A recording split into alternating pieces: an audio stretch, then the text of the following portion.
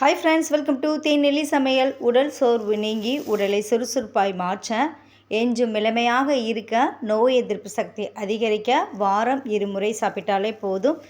Sugar BP இருக்கிறவங்களுக்கு இது ரொம்பவே ஹெல்ப்ஃபுல்லாக இருக்கும். டயட்டில் இருக்கவங்களும் எப்போவும் ஒரே மாதிரி இட்லி தோசைன்னு சாப்பிட்டு வெறுத்து போனாலும் இந்த மெத்தடில் ஒரு முறை ட்ரை பண்ணி பாருங்கள். ஈஸியாக நல்ல ஒரு ஹெல்த்தியான பிரேக்ஃபாஸ்ட் ரெசிபி எப்படி செய்யுதுன்னு பார்க்கலாம். வாங்க வீடியோக்குள்ளே போகலாம். அதுக்கு ஃபஸ்ட்டு ஒரு பாத்திரத்தில் 1 கப் அளவுக்கு கருப்பு கொண்டக்கடலை எடுத்திருக்கேன். அதை இதோடு சேர்த்துக்கலாம். இது கூடவே 1 கப் அளவுக்கு முழு கோதுமை எடுத்திருக்கேன். கோதுமை இருந்தால் சேர்த்துக்கோங்க, இல்லாத பட்சத்தில் உங்கள்கிட்ட இருக்க வேறு ஏதாவது ஒரு பொருளை கூட சேர்த்துட்டு ஒரு சிலதை ஸ்கிப் பண்ணிக்கலாம்.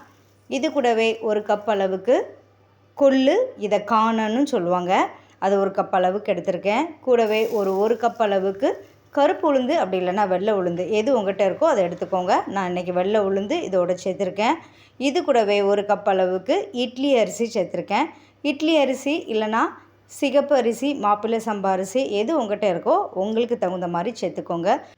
கூடவே கொஞ்சம் வெந்தயம் சேர்த்து இதை அப்படியே ஒரு 2-3 தடவை நல்லா அலசிட்டு தேவையான அளவு தண்ணி ஊற்றி குறைஞ்சது ஒரு 6 to 7 மணி நேரம், அப்படி இல்லைனா ஓவர் நைட்டு ஊற வச்சு எடுத்துக்கோங்க. கொண்டக்கடலை ஊறதுக்கு டைம் எடுக்கும், அதனால் ஓவர் நைட் ஊற வச்சு எடுத்துக்கலாம். நான் ஓவர் நைட் ஊற வச்சு எடுத்திருக்கேன். எந்த அளவுக்கு வந்திருக்குன்னு பாருங்கள். இந்த அளவுக்கு நல்ல ஊறி வந்திருக்கும். நம்ம சேர்த்துருக்க எல்லா பொருளுமே உடம்புக்கு ரொம்ப நல்லது. இப்போ இதில் உள்ள தண்ணியெல்லாம் வடிச்சிட்டு இதை அப்படியே நம்ம மிக்ஸி ஜாரில் சேர்த்துக்கலாம். நான் சேர்த்துருக்க எல்லா பொருளும் சேர்க்கணுன்னு அவசியம் இல்லை, உங்கள்கிட்ட இருக்கிறத சேர்த்துக்கோங்க, ஒரு சிலதை ஸ்கிப் பண்ணிக்கலாம். இப்போ இது கூடவே தோலோடு எடுத்துருக்கிறதுனால கொஞ்சம் வாயு பிரச்சனை இருக்கும், அதனால ஒரு சின்ன துண்டு இஞ்சி தோலெல்லாம் நீக்கிட்டு எடுத்து வச்சுருக்கேன், அதை இதோடு சேர்த்துக்கலாம். கூடவே ஒரு டேபிள் ஸ்பூன் அளவுக்கு சீரகம், நீங்கள் விருப்பப்பட்டீங்கன்னா இதோட பச்சை மிளகாய் அப்படி இல்லை மிளகு கூட சேர்த்துக்கலாம். நான் அதெல்லாம் சேர்க்கலை. இதை அப்படியே ஃபஸ்ட்டு ட்ரையாக அரைச்சிட்டு அதுக்கப்புறமா கொஞ்சம் கொஞ்சமாக தண்ணி ஊற்றி ஓரளவுக்கு லைட்டாக குறப்பாக இருக்கிற மாதிரி அரைச்சி எடுத்துக்கலாம். நல்லா இந்த பக்குவத்தில் அரைச்சி எடுத்துக்கோங்க. இதை அப்படியே வேறு ஒரு பாத்திரத்தில் நம்ம மாற்றி எடுத்துக்கலாம். ரொம்ப தண்ணியாக அரைச்சிடக்கூடாது, ஓரளவுக்கு கட்டியான பக்குவத்தில் தான் இருக்கணும். மிச்சம் இருக்க மாவையும் நம்ம மிக்ஸி ஜாரில் சேர்த்து அரைச்சிக்கலாம். அதிகமாக இருந்ததுனால 2 தடவை அரைச்சி எடுத்திருக்கேன். நீங்கள் அதிகமாக இருந்ததுன்னா கிரைண்டரில் கூட அரைச்சி எடுத்துக்கலாம். எப்போவும் ஒரே மாதிரி இட்லி தோசை செஞ்சு சாப்பிடாம புரதச்சத்து இரும்பு சத்து அதிகம் நிறைஞ்ச இந்த ரெசிப்பியை நீங்கள் ட்ரை பண்ணி பாருங்கள். இப்போ மிக்ஸி ஜாரில் கொஞ்சமாக தண்ணி ஊற்றி அலசி இதோடு சேர்த்துக்கிறேன். சேர்த்துட்டு இப்போ இது கூடவே இதுக்கு தேவையான அளவு உப்பு சேர்த்து நல்லா கலந்து விட்டுக்கோங்க. இதை உடனே செய்கிறதா இருந்தாலும் செய்யலாம், இல்லை புளிக்க வச்சு செய்கிறதா இருந்தாலும் செய்யலாம். இதை நல்லா கலந்து விட்டுட்டு நல்லா இந்த பக்குவத்தில் இருக்கணும். ரொம்ப தண்ணி ஆயிடக்கூடாது. தண்ணி அதிகமாக இருந்தால் தோசையும் வராது, இட்லியும் வராது. நல்லா இந்த பக்குவத்தில் இருக்குது. இதை புளிக்க வைக்காமலும் செய்யலாம், புளிக்க வச்சும் செய்யலாம். நான் புளிக்க வச்சு தான் செஞ்சுருக்கேன். இதை அப்படியே குறைஞ்சது ஒரு 4 to 5 மணி நேரம் புளிக்க வச்சு எடுத்துக்கோங்க. இந்த அளவுக்கு பொங்கி சாஃப்டாக வந்திருக்கும். கரண்டியில் மாவு எடுக்கும்போதே நல்ல ஒரு சாஃப்டாக வரணும். அப்படி வந்தாலே இந்த மாவில் இட்லி செஞ்சாலும் நல்லாயிருக்கும், தோசை செஞ்சாலுமே நல்லாயிருக்கும்.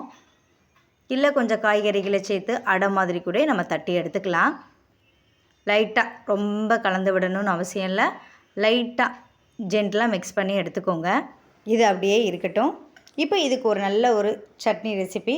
ஒரு மிக்ஸி ஜாரில் நல்ல ஒரு 1/2 கப் அளவுக்கு தேங்காய், இது கூடவே நல்ல 1 கப் அளவுக்கு மாங்காய், இது புளிக்காத மாங்காவாக இருக்கிறதுனால 1 கப் அளவுக்கு எடுத்திருக்கேன். மாங்காய் ரொம்ப புளிக்கும் அப்படிங்கிற பட்சத்தில் ஒரு 1/2 கப் அளவுக்கு சேர்த்துக்கோங்க.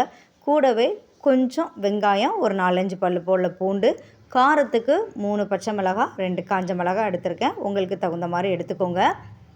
கொஞ்சம் கருவேப்பிலைகள், தேவையான அளவு உப்பு சேர்த்து ஃபஸ்ட்டு எப்போதுமே சட்னியை இந்த மாதிரி கொரப்பாக அரைச்சிக்கணும். அதுக்கப்புறம் உங்களுக்கு எந்த அளவுக்கு தண்ணி வேணுமோ அந்த அளவுக்கு தண்ணி ஊற்றி நல்ல ஒரு பக்குவத்தில் அரைச்சி எடுத்துகிட்டு வந்துடலாம்.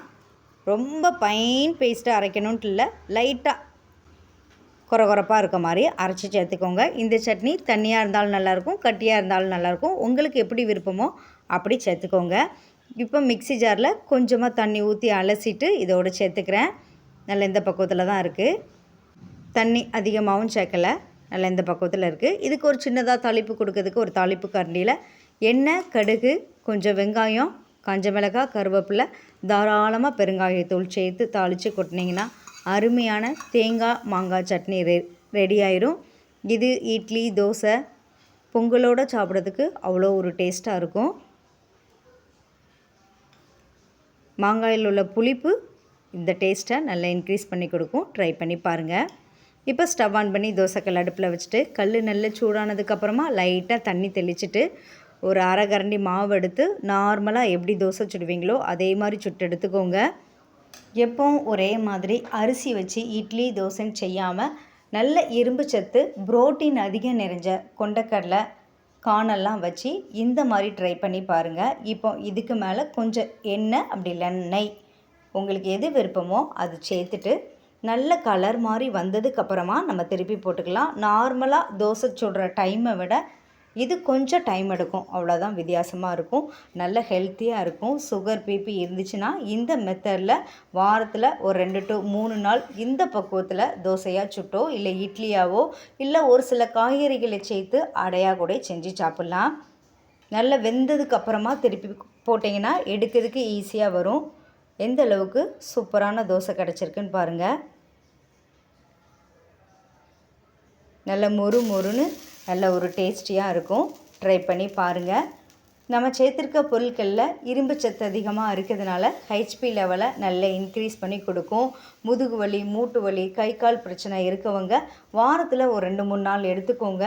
உடல் ரொம்ப சோர்வாக பலகீனமாக இருக்குதுன்னு நினைக்கவங்க டிஃப்ரெண்ட்டாக நல்ல புரோட்டீன் நிறைந்த ஒரு சில உணவில் சேர்த்துக்கிடும்போது உடம்புக்கு நல்ல ஒரு எனர்ஜியை கொடுக்கணும். நீங்களும் இதே மெத்தடில் இதே பக்குவத்தில் ட்ரை பண்ணி பாருங்கள்.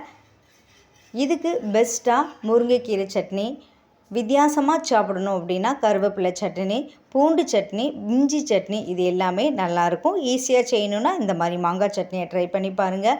நீங்களும் இதே மெத்தடில் இதே பக்குவத்தில் ட்ரை பண்ணி பார்த்துட்டு எப்படி இருந்துச்சுன்னு கமெண்ட் பண்ணுங்கள். இந்த வீடியோ உங்களுக்கு யூஸ்ஃபுல்லாக இருந்துச்சுன்னா மறக்காமல் தேநெல்லி சமையலை சப்ஸ்கிரைப் பண்ணுங்கள். இதே போல் பல வீடியோக்கள் நம்ம சேனலில் அப்லோட் பண்ணியிருக்கேன். நீங்கள் ஃப்ரீயாக இருந்தீங்கன்னா டைம் கிடைக்கிற நேரத்தில் செக் பண்ணி பார்த்துக்கோங்க. Thank you friends.